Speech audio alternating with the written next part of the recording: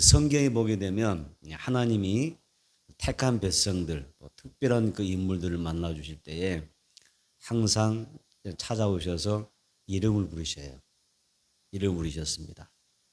아담아, 내가 어디 있느냐? 부르셨죠? 부르셨죠? 모세야, 부르시죠? 아브라함아, 부르시죠? 또 누가 보면 19장 5절에 보면 삭개오야, 속히 내려오너라, 이렇게 부르시죠. 또 사울아, 사울아, 내가 어찌하여 나를 핍박하느냐, 이렇게도 물으시죠. 또 사무엘 향하여 사무엘아, 사무엘아, 이렇게 부르기도 하시죠. 이렇게 하나님은 특별한 사람, 성령을 주시고 또 성령의 은혜 아래 하나님이 귀하게 쓰고자 하시는 사람들은 다 찾아오셔서 이름을 부르셨어요. 오늘 본문에도 보게 되면 야곱을 찾아오셨는데, 야곱을 찾아오셔서 하나님이 뭐라고 부르셨어요? 뭐라고 부르셨어요? 기분이, 어떻게 보면 기분이 좀 안 좋을 것 같아요. 좀 기분 나쁠 것 같아요, 제 생각에는. 하나님이 나를 찾아오셨는데 버러지 같은 너 야곱아, 이렇게 부르신 거예요. 개역개정에서는 버러지라고 그랬는데 또 다른 성경에는 지렁이 같은 너 야곱아 그러죠.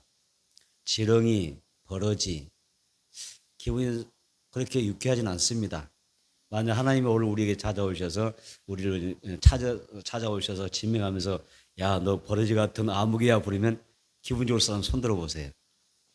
기분 좋을까요? 그에게 썩 좋지는 않아요. 그런데 여기는 하나님의 그 해안의 은혜가 있음을 아셔야 됩니다. 야곱을 향하여 너 버러지 같은 야곱아 불러주셨어요.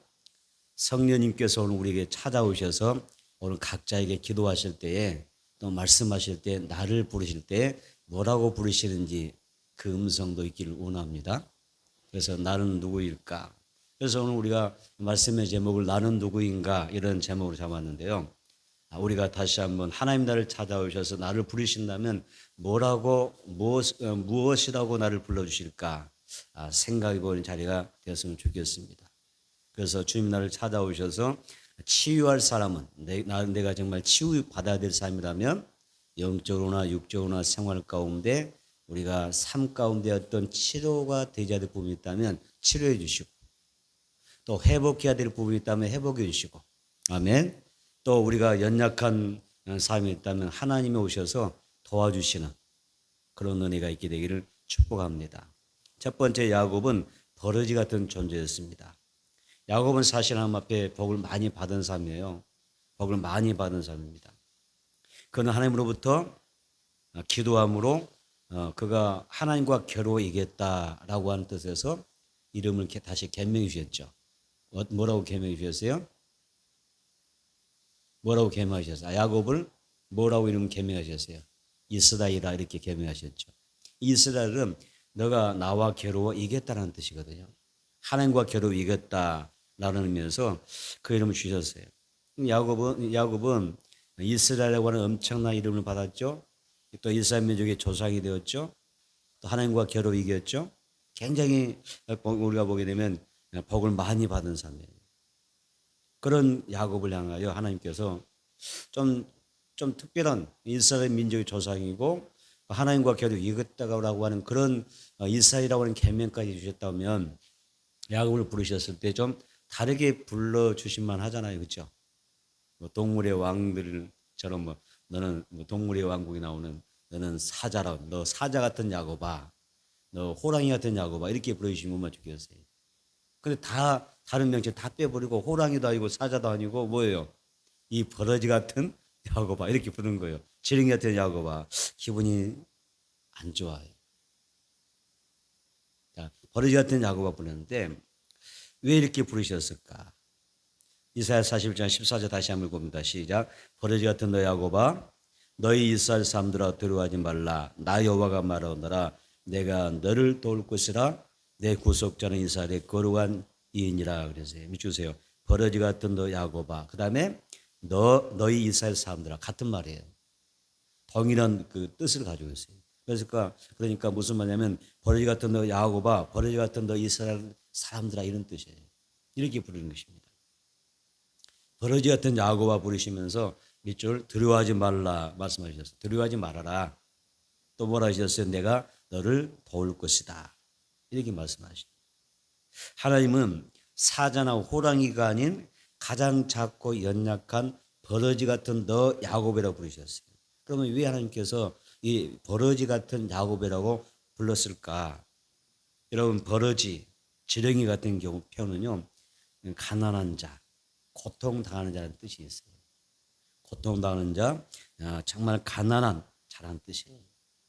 이 야곱은 실제로 부자가 돼서 금이한년 삶이거든요. 그러니까 물질적인 가난을 말하는 편이 아니죠.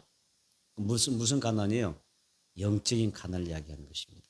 심령이 가난한 자예요. 영적인 갈급함 있는 가난입니다.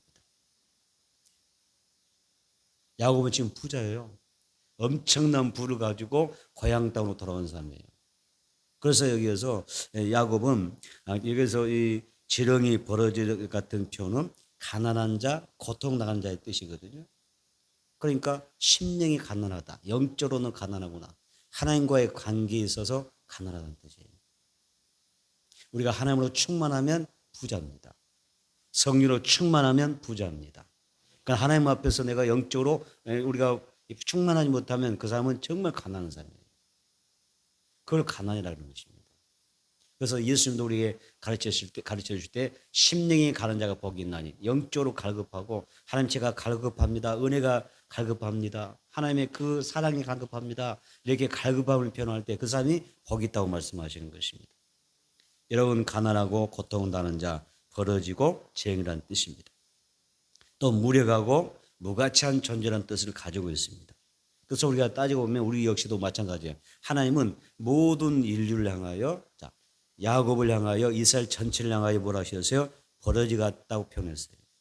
우리가 아무리 잘나고 똑똑한 것 같고 아무리 세상에서 큰 자 같을지라도 우리는 많은 문제 앞에서 항상 연약한 자입니다. 그래서 우리가 그 무엇을 우리 스스로 해결할 수 있나요? 우리가 이렇게 건강해도 건강이면 내가 내 건강 해결할 수 있어요? 책임질 수 있어요? 우리가 무엇으로 내 삶에 있어서 여러 가지 상황과 문제를 만났을 때 그러한 것들을 풀어낼 수가 있어요. 해결할 수가 있어요. 방법이 없어요. 여러분, 사도 바울 아시죠? 사도 바울은 엄청난 사람이잖아요. 그 사람은 다 성령으로 엄청난 그런 능력과 기름 부음이 있었던 사람인데 수많은 사람들의 병자를 고쳤어요. 수많은 병자를 고쳤고요. 성령 능력을 고쳤고요. 그 다음에 죽은 자도 살렸어요. 엄청난 힘이 있잖아요. 능력이 있잖아요. 수많은 병자를 고쳤던 바울. 그 다음에 또 죽은 자를 살렸던 사람인데 그런 사도 바울에게 사단의 가시가 있었어요. 육체의 질병이 있었습니다.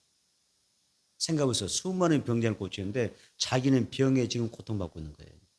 많은 사람을 만나서 예수님으로 치료하고 회복시켜주는 사역을 감당하고 있지만 자기는 지금 병으로 고통스러워요. 많은 사람은 어떤 부분에 있어서 죽은 자도 살려냈지만은 그러나 자기에게는 그 어떤 능력도 지금 이루지 못하고 있는 거예요. 자기를 향하여 쓰지 못하고 있는 거예요. 바울은 이런 병으로 인하여 한없이 뭘 깨달았을까요? 내가 정말 연약한 존재구나. 내가 예수님으로 귀신도 쫓아내고 예수님으로 병자도 고치고 예수님으로 수많은 사람을 내가 이렇게 치유하는 사역을 하고 있지만 정작 내가 육체의 가시로 고통받을 때에 나도 뭐예요? 별 볼일 없는 한 인간이고 은혜 없이는 살 수 없는 존재고 예수 하나님께서 은혜를 부어주셔야 내가 살아갈 수 있다고 하는 분명한 그 고백을 하고 있는 것입니다. 그래서 육체의 질병을 졌을 때 바울이요, 이 병을 내게서 떠나게 달라고 고쳐달라고 아주 간절하게 3번 기도했어요. 3번 간절히 기도했는데 하나님께서 병을 안 고쳐줘요. 다른 사람은 사도 바울 때서 고치게 하시면서 왜 사도 바울 안 고쳐주실까요? 그렇죠? 병은 안 고쳐주시고 고린도후서 이렇게 3번 간절히 기도했더니 고린도후서 12장 9절 말씀을 사도 바울에게 주셔요. 한번 보겠습니다. 고린도후서 12장 9절 볼까요? 고린도후서 12장 9절.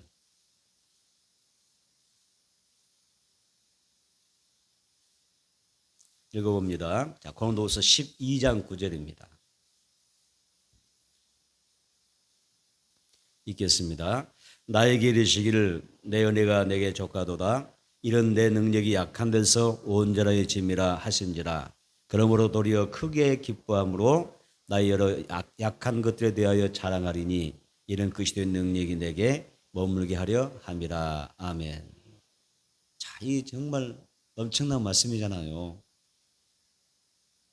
그냥 속 시원하게 치료해 주시면 좋겠어요. 고쳐주시면. 그런데 하나님께서 내가 너에게는 특별한 은혜로 가시를 뽑지 않겠대요. 질병을 내가 그냥 놔두겠대요. 예수 하나님께서. 그러니까 우리가 영적인 눈을 열어서 은혜 받은 사람은 뭐가 있어요? 때로는 가난해도 하나님의 은혜구나. 병이 들어도 하나님의 은혜구나. 내 삶 가운데 어떤 어려움이 있을 때, 때로는 어떤 불통이 있을 때, 이것도 하나님의 은혜에 속하는구나 알 수가 있어요. 세상에 보세요. 오늘 고린도서 12장 9절을 봤는데 하나님 앞에 간절히 기도해서 고쳐달라는데 그 엄청난 신유의 은혜를 가진 신유의 사역자잖아요. 사도 바울이. 그 엄청난 사역을 감당하는데 안 고쳐주면서 하신 말씀이 내 은혜가 내게 족하다. 하나님이가 너에게 족하다. 그러면서 말해서 은혜가 족하다고 하면서 말했어요. 이유가 있잖아요. 이유. 그죠? 왜 은혜가 족합니까? 내가 왜 이런 병 가운데도 내가 고통받아 이 은혜가 족하다고 말할 수 있습니까? 라고 할 때 그것은 내 능력이 너의 그 약한 데서 온전해지기 때문이다. 이렇게 이야기하는 거예요. 사도 바울이 하나님의 음성을 들었어요. 그 음성을 듣고 나서 뭐라고 이제 사도 바울이 어떻게 바뀌어요? 그러므로 도리어 내가 크게 기뻐함으로 나의 여러 약한 것들에 대하여 자랑하리니. 내가 하나님의 은혜 안에서 병들어 사는 것도 은혜래요. 그 질병도 자랑할 만하대요. 여러분 삶 가운데 어려움이 있으면 이것은 내가 부끄럽고 수치가 아니라 하나님의 은혜가 부어지면 이것도 내가 자랑할 수가 있고 간증할 수가 있고 아멘. 하나님 앞에 감사할 수 있는 그런 신앙 고백이 될 수 있는 거예요. 병 가운데서 고통 가운데 사도 바울이 말하자면 크게 내가 기뻐한다. 그러면서 내가 그 모든 약함과 질병 자랑하는데 믿겠습니다. 예수님의 이는 또 이는 두 번 나오잖아요. 그죠? 이유입니다. 내가 하나님 앞에 감사하게 자랑할 수 있는 그 이유가 나옵니다. 뭐라고 하죠? 그리스도의 능력이 내게 머물려 하려 함이라 그래요. 여러분 이 말씀이 여러분들에게 큰 깨달음 되기를 축복합니다. 그래서 은혜 중에 제일 큰 은혜가 뭐라고 그러세요? 깨닫는 은혜라고 그러잖아요. 깨닫는 은혜가 있게 되기를 축복합니다. 나의 고난 중에 나의 고통 중에서 나의 연약함 중에서 깨닫는 은혜가 임하면 하나님의 능력이 함께할 줄은 믿습니다. 바울은 육신의 연약함과 질병이 하나님께서 나에게 주신 은혜라고 깨달았어요. 이것은 그리스도의 능력이 내게 머물게 하려고 하나님의 은혜였다고 하는 것입니다. 그래서 그리스도를 위해서 약한 것들과 궁핍과 핍박과 곤란을 기뻐하며 나의 약함을 질병을 자랑하노라 이렇게 이야기합니다. 바울은 왜 이렇게 자신의 부족함을 자랑하게 됐을까요? 하나님의 능력이 내게 머무는 방법이었기 때문입니다.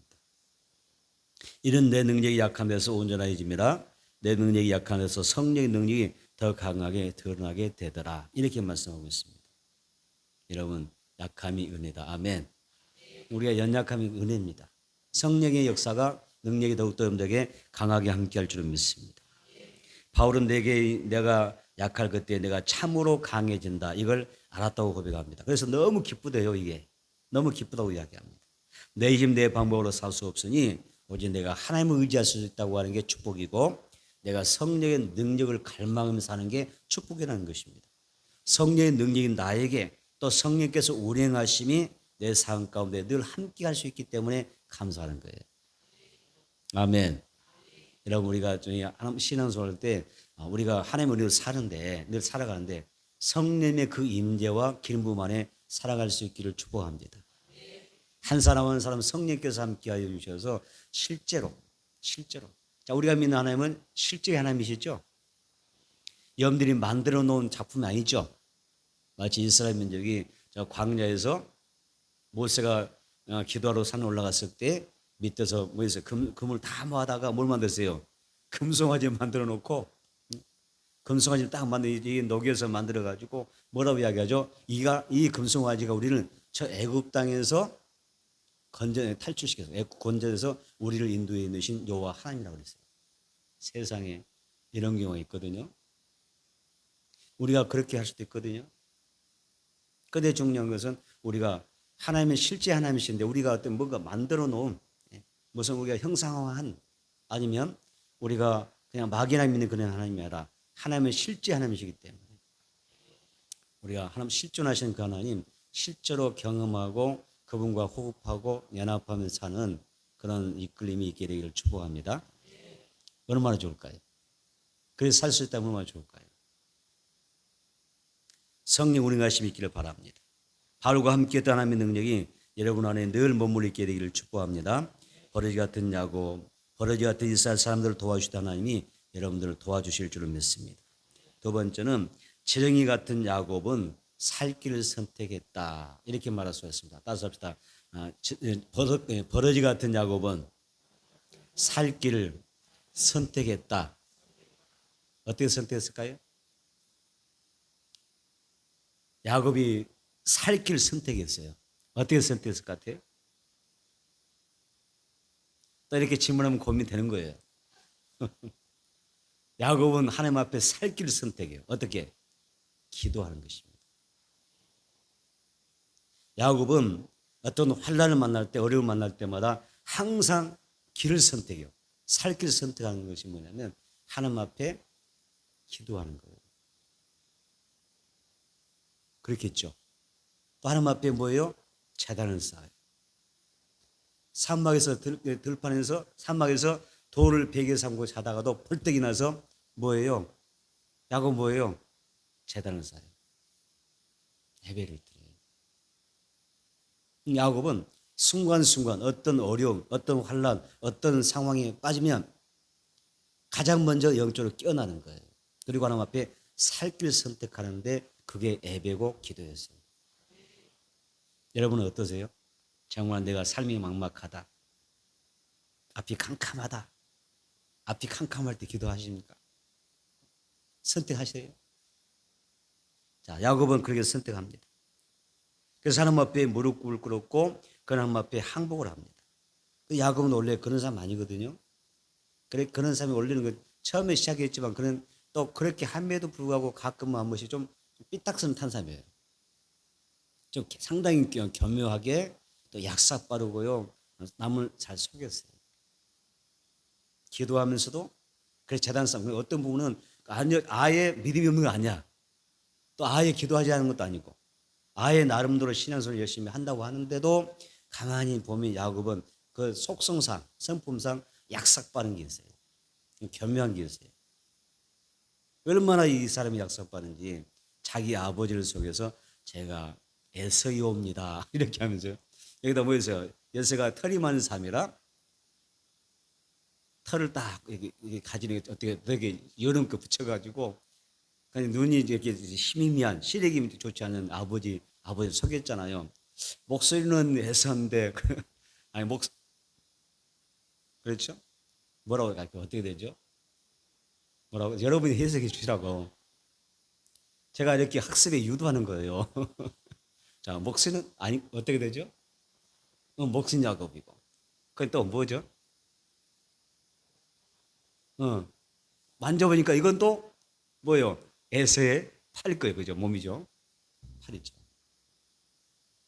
그런데도 제가 에서입니다. 제가 이 집안의 장자입니다. 속여버리니까 아버지가 속잖아요. 그래서 장자의 축복을 갖다 야곱에게 다 쏟아 부어버리잖아요. 축복하잖아요. 그래서 형의 장자권을 빼앗았습니다. 또 에산촌 라반의 집에서 이제 피신하여 거기서 사는데 마치 종살이 하듯 살아가는데 거기에서도 잔기가 아주 특별하잖아요. 그래서 이 라반의 그 에삼촌 라반의 집에서 많은 그 가축들을 자기 것을 만들어 버려요. 굉장히 수완도 있고 아주 좀 대단한 사람이에요. 약삭빠른 사람. 마침내 많은 재산을 얻었고요. 그래서 그런 방법을 통하여 처자식을 이끌게 되는데 이제 고향으로 돌아오게 됩니다. 약복 강변이었을 때 형 에서가 400인의 군사를 데리고 야곱을 죽이려고 온다고 하는 소문을 듣게 됩니다. 이때만 해도 하나님을 믿기는 믿지만 그래도 야곱 뭐예요? 아직 확실하게 하나님을 그렇게 더 크게 전폭적으로 의지하지 않았던 것 같아요. 그가 생각을 합니다. 나에게 이렇게 많은 재산이 있으니 내가 이 많은 재산 가운데 일부를 떼어서 형 에서에게 선물하면, 나 만나기 먼저 선물하면, 먼저 선물 보내면 마음이 좀 누그러져서 마음이 좀 풀려서 우리가 화해하지 않겠는가. 그래서 형과 아우가 만나서 화해하지 않겠는가, 그런 생각을 합니다. 그래서 먼저 선물을 보내고요. 그 다음에 재산을 이제 두 대로 나누잖아요. 같이 또 나누고. 그래서 따로따로 보냅니다. 1차, 2차 이렇게 보내잖아요. 앞에 있는 재산을 만약 잃게 된다면 두 번째 재산을 가지고 도망가면 되거든요. 그죠? 굉장히 전략이 있잖아요. 그죠? 그리고요, 그 다음에 뭘 보내요? 재산을 본다, 뭘 보내요? 이제는 아내, 그 아내가 있고 여럿이 있죠. 그죠?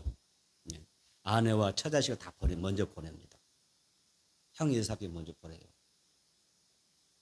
형 예사 거기서도 아주 분이 안 풀려서 장자권을 뺏었다고 해서 자기 모든 그 재물과 가축대와 자기의 처자식을 죽이게 되면 어때요? 자기는 도망칠 수 있는 거예요. 도망치겠다는 거예요. 어떻게 보면 굉장히 좀 이상한 삶이에요. 그죠? 여러분들 안 그럴 것 같은데. 그런 삶이었어요. 다 버렸어요. 다 보내고 나서 이제 자기만 달랑 야곱 강변에 남았습니다. 재산이 다 없어지고 처자식이 다 죽어도 나만은 살 수 있을 것이라고 합니다. 그건 살려고 하는 생각을 가지고 있었습니다. 자, 이런 모습을 하나님 보실 때 어떤 모습이에요? 어떤 모습이에요? 버러지 같은 너 야곱 아니에요. 이 버러지 같은 놈아. 버러지 같은 너 야곱아. 지렁이 같은 너 야곱아. 이렇게 불러지는 것입니다. 그래서 버러지 같고 부족하고 연약한 이런 모습들을 보여주죠. 그래서 이 모습이 어쩌면 우리들의 모습이지 않겠는가. 때로는 정말 버러지 같고 연약하고 또 부족하고 내가 아무것도 할 수 없는 내 자신을 바라볼 때 내가 과연 인생 살아갈 때 무엇을 하며 살아갈 수 있을까? 무엇을 할 수 있을까? 야곱이 마지막으로 선택했던 것이 이런 상황에서 선택했던 것이 살 길을 선택한 것이 바로 기도였고요. 그리고 야곱이 약복강에서 철학 기도를 합니다. 기도할 때 천사가 나타납니다. 야곱은 그 천사를 붙들고 밤새 씨름하며 기도했습니다. 그리고 새벽녘이 됐을 때 천사가 뭐라고 이야기했어요? 자, 천사가 말합니다. 날이 새어가니 나를 이제 놓아주어라, 이렇게 이야기하잖아요. 그러나 야곱이 말합니다. 나를 축복해 주지 않는다면, 지금 내가 당면하고 있는 이 문제를 해결해 주지 않는다면 절대로 놓지 않겠습니다. 그러니까 천사가 어때요? 놔라 안 놓으니까 뭐예요? 그냥 환도뼈를 탁 쳐버리네. 그 환도뼈가 부스러져 버립니다. 이골되었다, 이렇게 이야기하잖아요. 야곱은 마지막으로 자기의 그 건강, 자기가 믿었던 두 다리가 무너지는 거예요. 마음대로 걸 수 없는 상황이 되는 거예요. 자, 이런 상황이 됐습니다. 자, 생각해 보세요. 다 포기해 버렸잖아요. 그죠?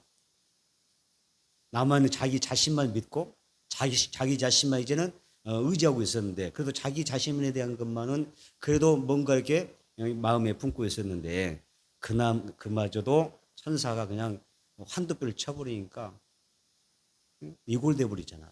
자, 그런 상황에서 얼마나 이 야곱 입장에서 좀 안타까웠을까요? 그 자신이 생각할 때 그는 어떻게 했을까? 포기했을까요? 아니면 좌절했을까요? 그는 많은 것이 무너졌습니다. 자, 이때쯤 생각해 보세요. 여러분 어린이 나가면 도피형이세요? 우선 도피하고 그런 거예요? 내가 어린이 나가면, 시험 나가면, 자, 우리가 하나님 앞에서 영적으로 이런 거잖아요.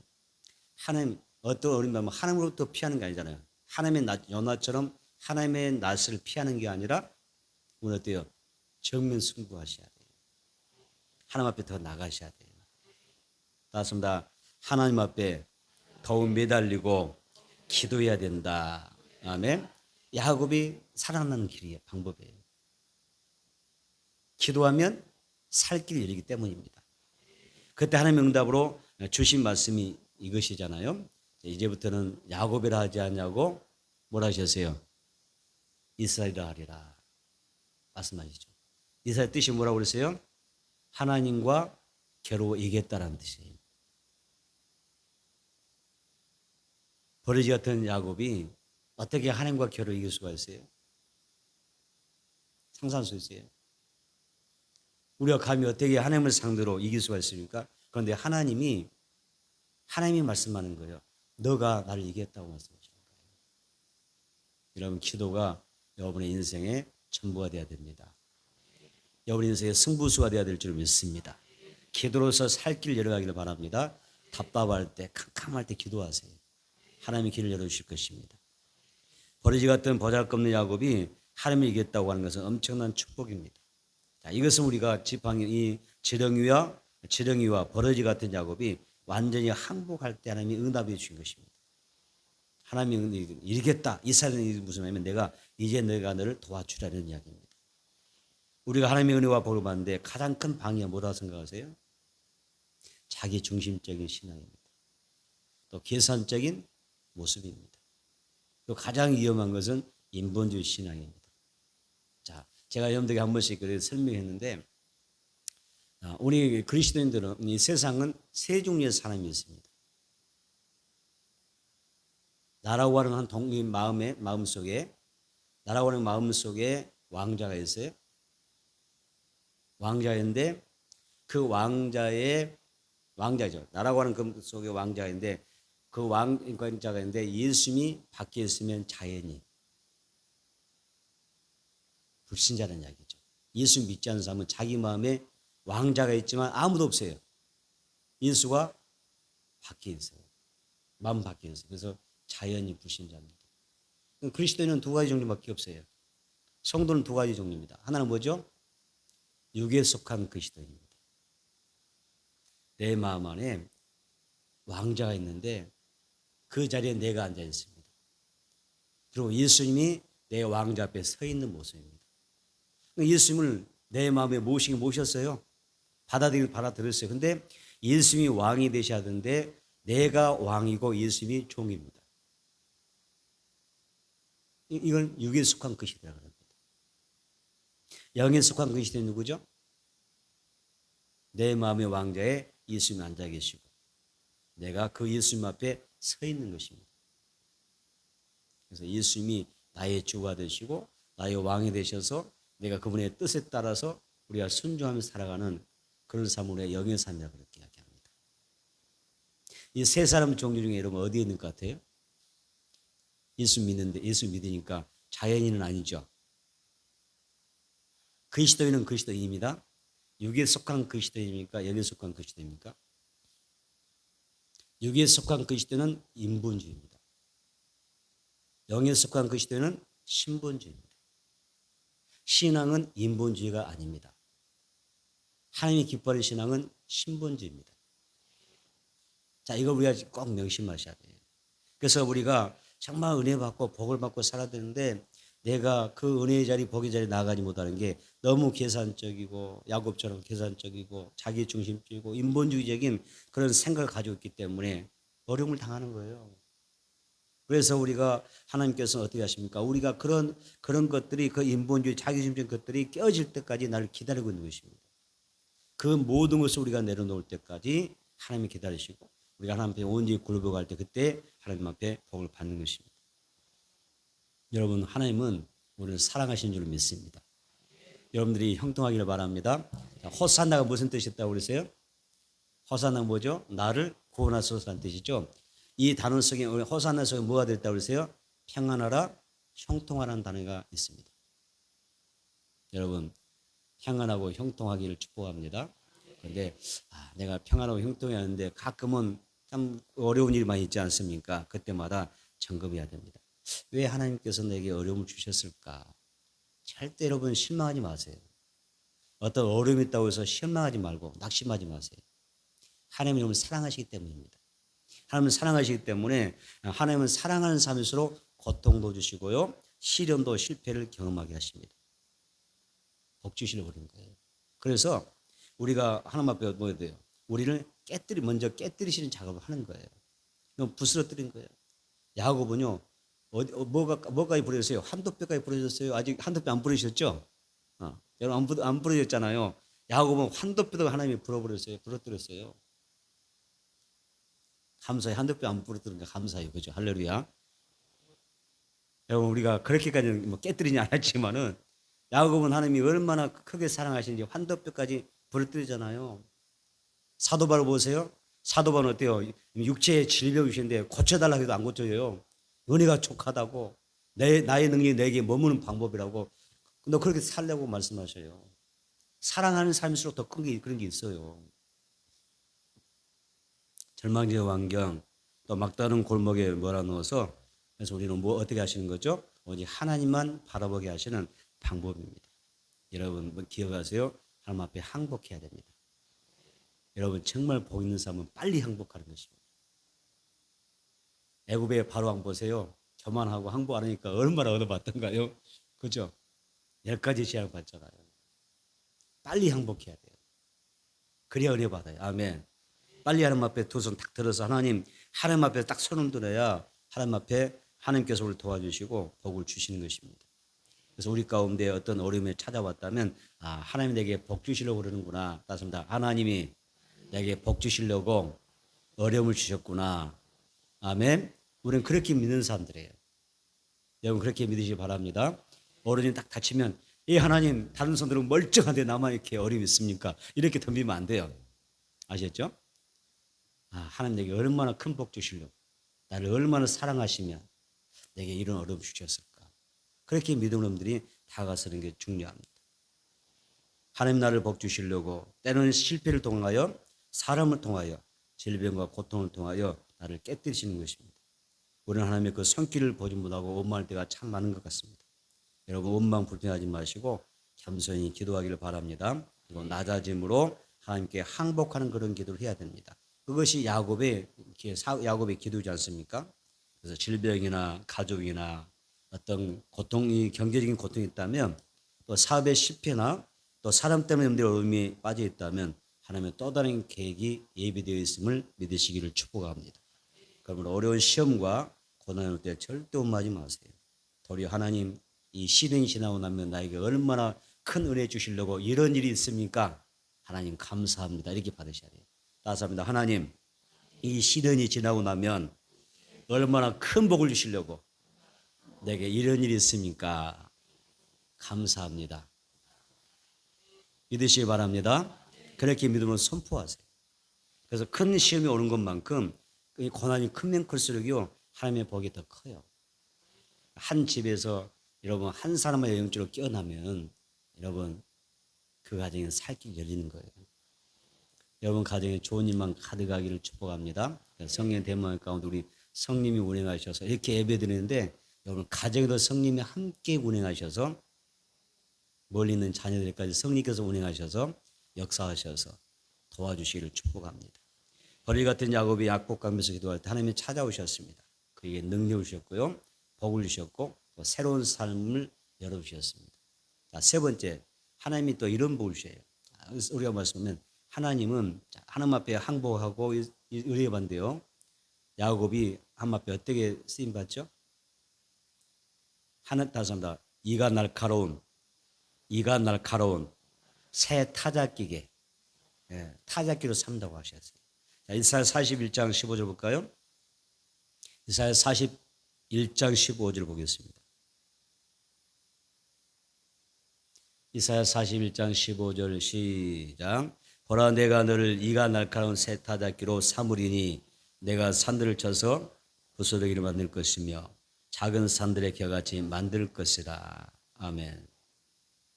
여러분 버러지가 생각해 보세요. 버러지가 어떻게 이가 있어요? 날카로운 이가 있습니까? 지렁이가 이가 있던가요? 뭐 날카로우면 손이 있습니까? 발이 있습니까? 뭐가 있어요? 그렇죠? 이 지렁이는요 때 앞에 때 내놓으면 그냥 말라 죽어버려요. 추위도 견디지 못합니다. 지렁이 봐보세요. 지렁이나 버러지나 비슷하잖아요. 같이 표현되는 건데 아무 힘이 없어요. 그 연약한 자, 이 연약한 이 버러지가 지렁이가 이가 날카로운 새 타작기가 된대요. 이렇게 표현하고 있어요. 어떻게 이 버러지가 산들을 쳐서 부러뜨릴 수가 있고 작은 산들을 겨같이 날려 보낼 수가 있느냐. 여러분 상상할 수 있습니까? 하나님은 이런 버러지 같은 야곱을 정말 아무 튼튼한 이도 없고 날카로운 이가 없는 그런 야곱을 통하여 내가 새 타작기로 삼아서 쓰겠다는 거예요. 그럼 이게 무슨 말일까요? 나는 할 수 없지만 하나님은 하실 수가 있어요. 나는 아무것도 말할 수 없는 할 수 없는 연약한 존재지만 내가 정말 기름 부음 받으면 하나님의 영광과 영들이 쓰임 받게 될 거예요. 사면에서 승리할 줄은 믿습니다. 날마다 사랑 관계에서 승리하기를 원합니다. 생활 가운데 승리하세요. 많은 시련과 시험, 악한 일의 역사를 많이 하잖아요. 그 가운데도 여러분들이 승리하기를 축복합니다. 하나님은 버러지 같은 야곱을 우리를 이가 날카로운 새 타작기로 삼으셔서 보세요. 버러지 같은 나예요. 아무 힘도 없고 능력도 없고 권세가 없는 그런 존재인데 성령 기름이 임하니까 이가 아주 날카로운 새 타작기로 되게 되셔서 역사하신다는 거예요. 산들을 부서뜨린대요. 산들을 부서뜨리고 작은 산들이 그냥 겨같이 바람에 날려간대요. 보내겠다는 거예요. 여러분 큰 산, 작은 산들이 뭘까요? 내 힘, 내 능력으로 도저히 해결할 수 없는 문제들 그런 상황, 환경을 이야기하는 것입니다. 그래서 우리는 가끔 그런 경우가 있잖아요. 참 내가 이거 어떻게 할 수 없어. 하나님 저는 아무리 생각해도 이걸 해결할 수 없어요. 그럴 때 많잖아요. 하나님 앞에 야곱처럼 복받기를 축복합니다. 그래서 하나님 보세요. 산들을 부서기 갖게 되게 하시고 작은 산들이 개같이 날려보내시는데 16절 하반절을 보니까 뭐라 나왔어요? 하나님 나를 이렇게 쓰실 때 나에게 어떤 은혜가 임합니까? 너는 16절 하반절 너는 여호와로 말미암아 즐거워하겠고 이스라엘의 거룩한 이로 말미암아 자랑하리라. 할렐루야. 이런 은혜 주신대요. 날마다 승리함으로 날마다 형통함으로 날마다 해결받음으로 하나님이 책임져 주심으로 하나님이 도와주심으로 날마다 즐거워하리라. 여러분 날마다 즐거운 일만 넘쳐나기 바랍니다. 하나님이 해결해 주셔서 하나님이 역사하셔서 여러분 자랑할 일만 넘쳐나게 바라고 간직할 수 있는 일만 생겨나기를 바랍니다. 하나님이 야곱에 그런 복 주신대. 오늘 밤도 여러분들 성령의 충만한 가운데서 실학의 영이 충만히 임했으면 좋겠어요. 내가 예수 믿고 성령을 사는 게 이렇게 즐겁고 행복한가. 이 즐거움이 임하기를 바랍니다. 스가랴 4장 6절로 봅니다. 스가랴 4장 6절 4장 6절로 7절 한번 보겠습니다. 스가랴 4장 6절로 7절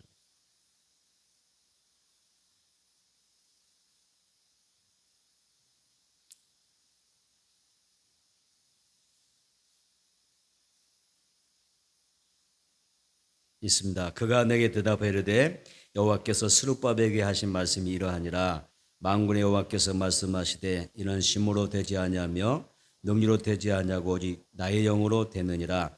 큰 산은 내가 무엇이냐? 내가 스룹바벨 앞에서 평지가 되리라.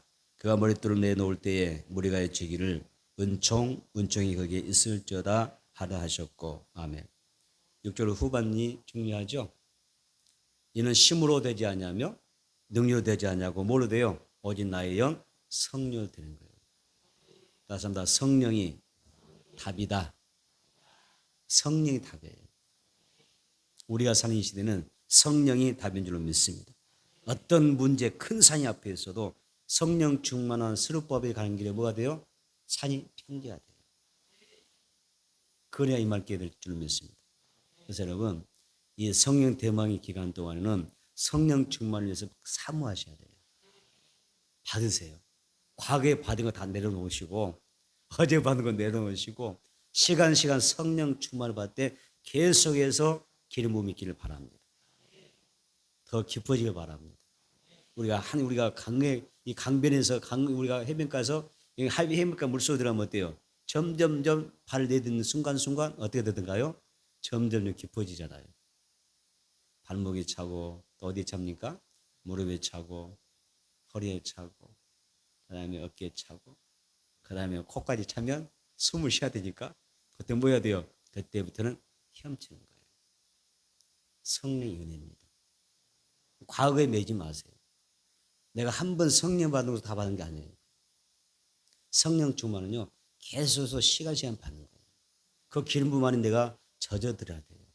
그래서 성령 받으면, 성령 받으면 뭐라 했어요? 기름진 까닭에 성령의 능력과 기름 부음이 있을 까닭이 뭐예요? 내 어깨를 메던 이 어깨에 멍에 풀어진다고 했어요. 내 인생의 무거운 짐들 있잖아요. 다 어깨에서 벗긴다 했어요. 그리고 얼마나 성령 충만이 중요해요. 여러분 갑절로 받으시기 바랍니다.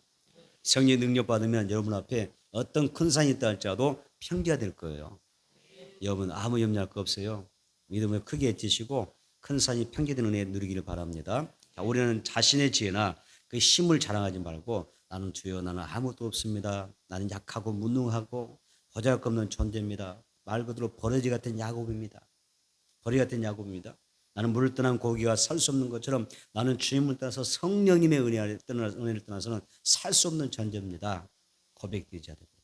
그리고 성령님이 이끌어 가신 대로 여러분 순종하면서 사는 것이 복입니다.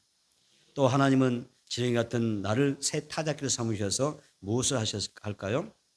얘가 날카로운 새 타작기로 삼으셔서 하나님께서 야곱을 이스라엘 민족의 조상으로 삼으셨잖아요. 그런데 그 버러지였잖아요. 버러지. 아무 힘이 없는 연약한 존재였잖아요. 그 존재를 하나님이 새 타작기로 만드신 이유가 있었어요. 알곡과 쭉정이를 구별하는 심판과 또 어때요? 이런 구원을 이루는 추수도구로 쓰이는 거예요. 하나님 우리를 이가 날카로운 새 타작기를 사용하셔서 알곡을 거둬두기를 원하셔요. 여러분을 통해서 알곡이 많이 거둬지기를 바랍니다. 우리와 연합하는 성령 하나님, 우리를 새 타작기로 변화시키셔서 나의 기도를 통하여 나의 그 사역을 통하여 하나님의 나라가 굳건하게 세워지기를 축복합니다. 복음을 구받은 높은 산과 그 견고한 진들, 교만한 마음이 깨어져서 내가 가지고도 많은 견고한 성들이 많잖아요. 큰 산, 작은 산들이 많이 있지 않습니까? 그들이 다 깨뜨려져서 아멘. 하나님의 품으로 돌아오는 알곡으로 돌아오게 하는 새 타작기가 되기를 축복합니다. 새 타작기가 누구요? 여러분 자신이 되어야 됩니다. 하나님의 사랑, 하나님의 성령으로 사는 여러분들이 하나님의 사랑을 전하는 것입니다. 그래서 성령으로 내가 살아야 되고, 성령으로 내 가족을 살려야 되고, 성령으로 내 이웃이 참 생명을 얻을 수 있도록 여러분 쓰임 받는 것이 중요합니다. 정리하겠습니다. 버러지 같은 야곱을 두신 하나님. 나는 누구일까요? 여러분 누구십니까? 여러분 야곱과 흡사하지 않습니까? 나의 모습이지 않습니까?